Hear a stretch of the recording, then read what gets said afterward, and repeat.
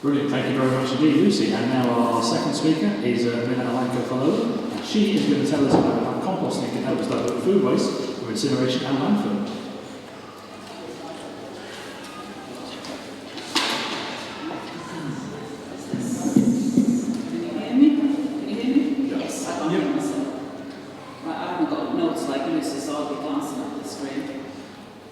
Okay, so hi everybody. In Liverpool, a recent study shows that we could grow 200 kilos of fresh fruit and vegetables per head per person per year, and that's 50 kilos more than the NHS advice. But sustainable food systems need to go hand in hand with waste management system. And why is that? That's because in Liverpool, a third of the waste that we produce household-wise is food waste. And in the world it's even more, it's almost 40%. So think about the flat bin line, and that's how much of it is food. And in Liverpool, our waste gets collected by bin collectors, obviously. Waste gets taken to Kirby. In there it gets put into trains, and those trains take hundreds of thousands of tonnes to the northeast for incineration. So massive operation requiring loads of transport. And obviously amongst that rubbish is our food waste, over 70% of which is perfectly edible, over 50% of which is still in its packaging, and low recycling rates in Liverpool mean that a lot of the waste is also virgin material that is just produced, or the food is grown just to be incinerated. So this sort of linear economy system is something that is not sustainable for the planet, and we need to change that into a more circular system where we keep the materials in circulation as long as possible. And in terms of composting and sustainability, composting is a natural process, and in nature nothing is wasted. So that's why composting is the sustainable way of dealing with food waste. So let's all compost.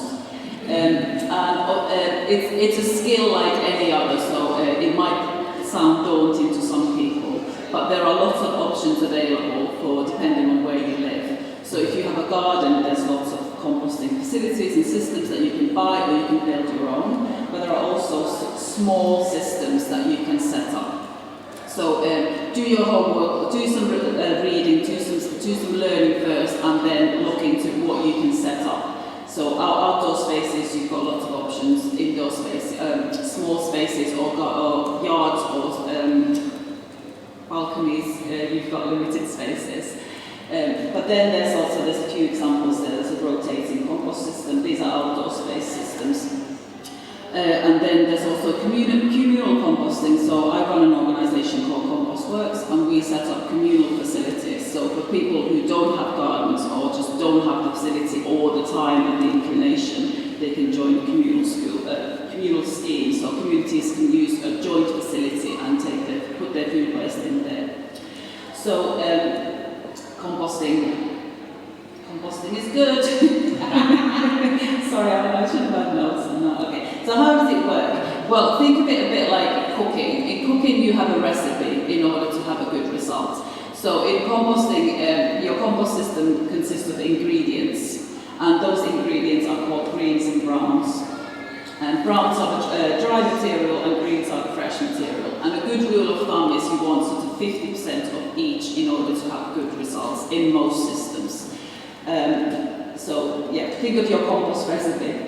And from your household, greens are in your kitchen. It's green material that you'll be producing. So your coffee grounds, eggshells, vegetable, fruit scraps, and so all that can go in your grass clippings, all that can go in your compost heap. But to balance it out, you need the brown material, which is the carbon source in your compost system. So shredded paper, wood chip, straw, cardboard, just to balance out the ingredients. So this is your compost recipe.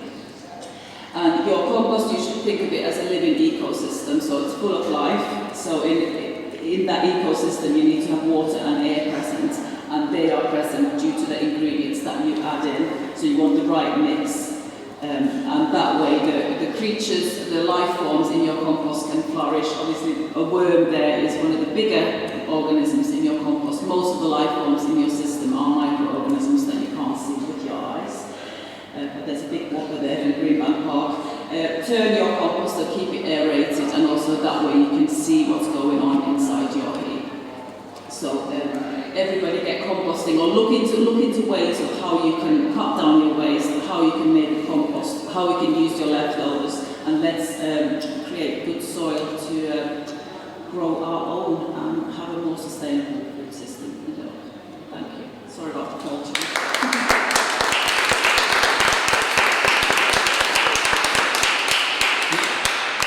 Right. Anyway,